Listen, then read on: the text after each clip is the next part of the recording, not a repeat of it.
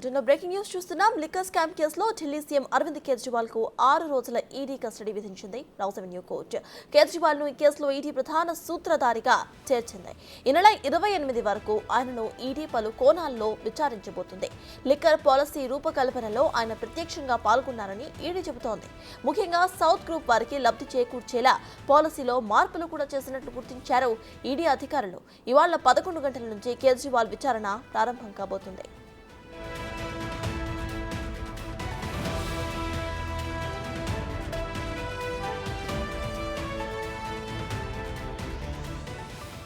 కేజ్రీవాల్ కు అనుకూలంగా పాలసీలో విధానంలో మార్పులు, ఎక్కువ లబ్ధి పొందే విధంగా కొంతమంది వ్యక్తులకే జోన్లను కేటాయించడం, అందుకోసం ఆమ్ ఆద్మీ పార్టీకి ముడుపుకులు కూడా అందేలా చూడటం వంటి ప్రధాన అంశాలపై ఈడీ అధికారులు కేజ్రీవాల్ ను ప్రశ్నించబోతున్నారు. దీని ఫలితంగానే 100 కోట్ల ముడుపులు చేతులు మారాయని ఈడీ నమోదు చేసిన అభియోగాల్లో పేర్కొంది. 100 కోట్ల రూపాయలను సౌత్ గ్రూప్ లో శరత్ చంద్రారెడ్డి, మాగుంట రాఘవరెడ్డి, శ్రీనివాస్ రెడ్డి ఎవరెవరు ఎంత డబ్బు సమకూర్చారు, ఎవరి నుంచి ఎవరి ద్వారా చేతులు మారాయన్న దానిపై కూడా ప్రశ్నించబోతోంది.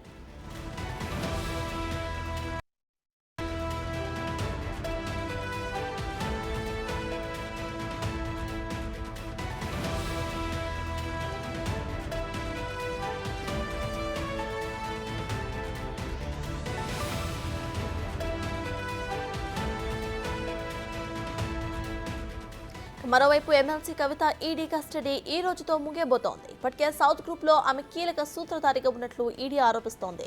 కాబట్టి ఆమెను కేజ్రీవాల్ తో కలిపి విచారిస్తే ముఖ్యమైన సమాచారం రాబట్టవచ్చని ఈడీ భావిస్తున్నట్లు తెలుస్తోంది.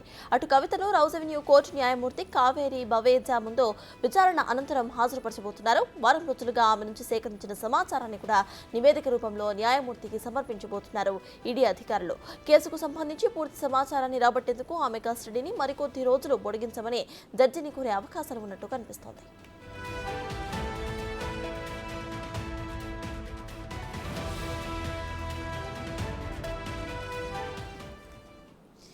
ఈ లిక్కర్ మాఫియాకు సంబంధించిన డ్రగ్స్ ఈ కేసుకు సంబంధించిన డీటెయిల్స్ మా ప్రతినిధి శివ అందిస్తారు. శివ, చెప్పండి. ప్రజెంట్ మనం చూస్తే వాళ్ళ కేజ్రీవాల్ మరియు కవిత ఇక్కడ ఈడీ కస్టడీ కూడా ఇవాళతో ముగియబోతోంది. తను కూడా కోర్టులో హాజరుపరచబోతున్నారు. కేజ్రీవాల్ కస్టడీకి సంబంధించి ఇవాళ ప్రశ్నలు సంధించే అవకాశం కూడా ఉన్నట్టు తెలుస్తోంది. సో దీనిపైన అప్డేట్స్ ఏంటి? సటాజ్ ఈరోజు అరవింద్ కేజ్రీవాల్కి సంబంధించి కస్టడీలో ప్రధానంగా అంటే నిన్న అరవింద్ కేజ్రీవాల్ రౌస్ అవెన్యూ కోర్టులో ప్రొడ్యూస్ చేశారు. ప్రొడ్యూస్ చేసిన తర్వాత సుదీర్ఘంగా వాదనలు విన్న తర్వాత ఈడీ అధికారులు 10 రోజుల ఈడీ కస్టడీ కోరారు. అంటే ఇప్పటి వరకు అరవింద్ కేజ్రీవాల్ విచారించలేదు కాబట్టి విచారించేందుకు కూడా స్వల్ప వ్యవధిలోనే 2 గంటల వ్యవధిలోనే విచారించి అరెస్ట్ చేశాం కాబట్టి సుదీర్ఘంగా విచారించిన తర్వాత కీలక విషయాలు అనేవి అరవింద్ కేజ్రీవాల్ నుంచి రాబట్టాల్సి ఉంటుంది. అసలు కీలక సూత్రధారి ఢిల్లీ లిక్కర్ స్కామ్ సంబంధించి అరవింద్ కేజ్రీవాలే కాబట్టి మరింత సమాచారం రాబట్టాల్సి ఉంటుంది. అరవింద్ కేజ్రీవాలేనా, కేజ్రీవాల్ వెనుక ఇంకెవరైనా ఉన్నారా అనేది తెలియాల్సి ఉంది కాబట్టి అరవింద్ కేజ్రీవాల్ని విచారించాల్సి ఉంటుంది కాబట్టి 10 రోజుల ఈడీ విచారణకు కస్టడీకి ఇవ్వాలని కోరిన నేపథ్యంలో 6 రోజుల ఈడీ కస్టడీకి ఇచ్చారు. అంటే నిన్నటి నుంచి కూడా 28వ తేదీ వరకు అరవింద్ కేజ్రీవాల్ ఈడీ కస్టడీలో ఉండనున్నారు. ఈడీ కస్టడీలో ప్రధానంగా ఢిల్లీ లిక్కర్ పాలసీ రూపకల్పన, ఎందుకు పాలసీ విధానంలో మార్పులు చేర్పులు చేయాల్సి వచ్చింది, ఎందుకు మార్పులు చేశారు, ఈ మార్పులు చేయడం ద్వారా ప్రభుత్వానికి ఎంత లాభం ఎంత నష్టం, దీనిలో జోన్లు పొందిన వారికి లబ్ధి చేకూరేందుకు అధిక మొత్తంలో జోన్లు ఎందుకు కేటాయించారు, ఎవరికి ఈ జోన్లు ఎక్కువగా కేటాయించారు, ఎవరి ద్వారా ఎవరికి ఈ ముడుపులు అనేవి చేతులు మారాయి, 100 కోట్ల రూపాయలు సౌత్ నుంచి వచ్చాయి కాబట్టి ఎవరెవరు ఎంత ఇచ్చారు అనే దానిపై కూడా అరవింద్ కేజ్రీవాల్ను ఈ 6 రోజుల వ్యవధిలో అనేక కీలకమైన ప్రశ్నలను సంధించే అవకాశం అయితే కనిపిస్తోంది. ఈ ప్రశ్నలు సంధించడం ద్వారా ఈ లిక్కర్ పాలసీ రూపకల్పనకు సంబంధించి అసలు ఈ నిర్ణయాలు తీసుకోవడానికి కారణం ఏంటి అనే దానిపై కూడా ప్రధానంగా అరవింద్ కేజ్రీవాల్ను ఈడీ అధికారులు ప్రశ్నించబోతున్నారు. అంటే ఈరోజు మొదటి రోజు ఈడీ విచారణ ప్రారంభం కాబోతుంది. అంటే నిన్న సాయంత్రం వరకు అంటే దాదాపు 5 గంటల 20 నిమిషాల వరకు కూడా ఈడీ సుదీర్ఘంగా వాదనలు వినిపించింది. ఇటు అభిషేక్ మను సింఘ్వి ద్వారా కూడా వాదనలు విన్నారు. మొత్తం మధ్యాహ్నం 1 గంట 50 నిమిషాలకు ఈడీ కార్యాలయం నుంచి రౌస్ అవెన్యూ కోర్టుకు అరవింద్ కేజ్రీవాల్ చేరుకున్నారు. చేరుకున్న తర్వాత 2 గంటల 20 నిమిషాలకు వాదనలు ప్రారంభమయ్యాయి. 5 గంటల 20 నిమిషాలకు ఈ తీర్పును రిజర్వ్ చేశారు. రిజర్వ్ చేసిన తర్వాత దాదాపు 8:40 నిమిషాలకు అంటే 7 గంటల పాటు తీర్పు రిజర్వ్ చేసిన తర్వాత అంటే అరవింద్ కేజ్రీవాల్ ఈడీ కార్యాలయం నుంచి రౌస్ అవెన్యూ కోర్టుకు వెళ్ళిన సమయం చూస్తే కనుక మొత్తం 7 గంటల పాటు రౌస్ అవెన్యూ కోర్టులోనే అరవింద్ కేజ్రీవాల్ వెయిట్ చేశారు తీర్పు కోసం. అయితే 8:40 నిమిషాల తర్వాత తీర్పునైతే అనౌన్స్ చేశారు 6 రోజుల పాటు ఈడీ కస్టడీకి ఇస్తున్నట్లు. అయితే ఈ 6 రోజుల కస్టడీలో ఇంతకుముందు చెప్పినట్లుగా ప్రధానంగా ఈ లిక్కర్ పాలసీ రూపకల్పనకు సంబంధించి కానీ డబ్బులు ముడుపులు చేతులు మారడం జోన్లు ఎవరికి ఎక్కువ కేటాయించారు, ఎవరు కీలకంగా వ్యవహరించారు అనే దానిపై కూడా ప్రధానంగా ఇప్పటికే దీనికి సంబంధించిన కీలక వ్యక్తులందరూ కూడా అరెస్ట్ అయి ఉన్నారు. కొంతమంది నిందితులుగా ఉన్న ఆరోపణలు ఎదుర్కొంటున్న వారు కూడా అరెస్ట్ అయ్యి అప్రూవర్గా మారారు. వారిచ్చిన వాంగ్మూల ఆధారంగానే కవితను కానీ అరవింద్ కేజ్రీవాల్ గాని అరెస్ట్ చేశారు.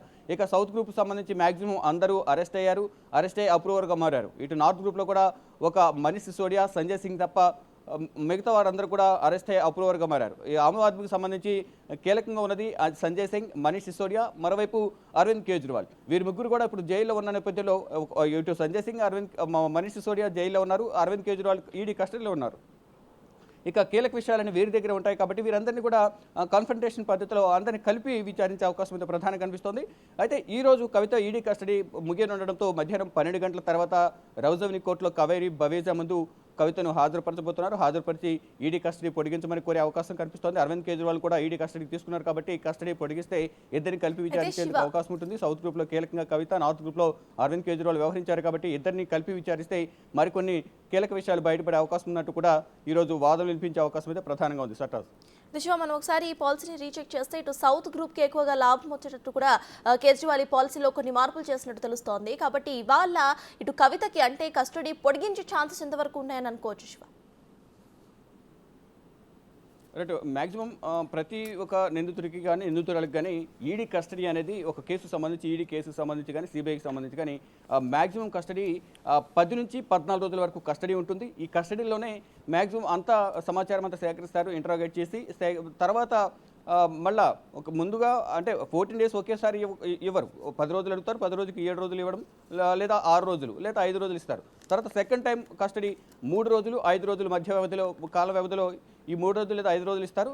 ఈ వ్యవధిలో మళ్ళా నిందితుడిని విచారించడం, వారితో సంబంధాలు ఉన్నవారిని బయట నుంచి పిలిచి ఇద్దరిని కలిపి విచారించడం ఇలా చేస్తూ ఉంటారు. ఈ రోజు కూడా కవిత కస్టడీ కూడా పొడిగించే అవకాశాలు ఎక్కువ కనిపిస్తున్నాయి. దాదాపు 3 నుంచి 5 రోజుల వరకు కూడా కవిత కస్టడీ పొడిగిస్తారు. ఎందువల్లంటే అరవింద్ కేజ్రీవాల్ కీలక నిందితుడు ఉన్న అరవింద్ కేజ్రీవాల్ కస్టడీ 28 వరకు పొడిగించారు కాబట్టి ఈరోజు 23.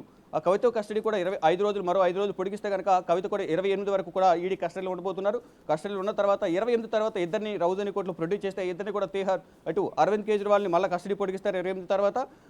కవితను మాత్రం రౌజని కోర్టుకి రిమాండ్కి పంపించే అవకాశం కనిపిస్తుంది. అది జ్యుడిషియల్ ఇప్పటి వరకు కస్టడీ ఈడీ కస్టడీలో ఉంటారు, తర్వాత జ్యుడిషియల్ కస్టడీ పోలీస్ కస్టడీలోకి వెళ్ళబోతున్నారు. అంటే 14 రోజులు జ్యుడిషియల్ కస్టడీ విధిస్తారు, దాని 14 రోజులు కూడా తీహార్ జైల్లో ఉంటారు.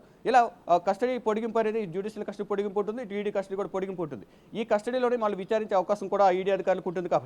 కాబట్టి ఈ కస్టడీలో ఈడీ కస్టడీలో ఉండగానే కీలకమైన సాక్ష్యాలను కానీ ఆధారాలు కానీ సేకరించాల్సి ఉంటుంది కాబట్టి వారి నుంచి రాబట్టాల్సి ఉంటుంది కాబట్టి ఈ కస్టడీలో ఇద్దరిని కలిపి విచారించే అవకాశం కనిపిస్తుంది. మరోవైపు మనీష్ సిసోడియా, సంజయ్ సింగ్, ఇతర కీలక నిందితులు ఎవరైతే ఉన్నారో అప్రూవర్గా మారిన వారు అప్రూవర్గా మారే సందర్భంలో 164 సిఆర్పిసి కింద వాంగ్మూలం ఇచ్చి అప్రూవర్గా మారుతారు కాబట్టి వారు ఇచ్చిన స్టేట్మెంట్ ఆధారంగా కూడా వారిని కూడా మరొకసారి పిలిచి వీరందరినీ కలిపి విచారించే అవకాశం అయితే ప్రధానంగా కనిపిస్తూ ఉంది. Right, thank you Shiva.